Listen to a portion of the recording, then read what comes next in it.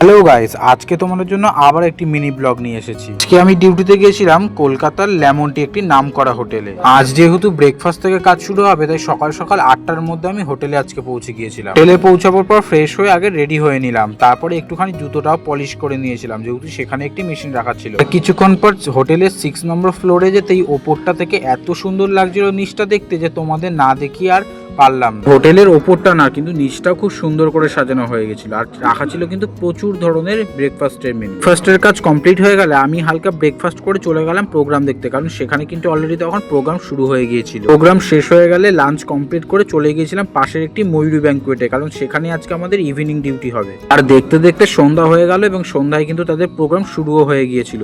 কিছুক্ষণ পর প্রোগ্রাম শেষ হয়ে গেলে তারপরে শুরু হয়েছিল ডিনারের কাজ, আর ডিনার করা হয়ে গেলে আমিও ডিনার করে নিয়েছিলাম। আজকের ভিডিওটা এটুকুই ছিল। ভালো লাগলে চ্যানেলটা সাবস্ক্রাইব করে আমার ভিডিওতে লাইক করে দিও।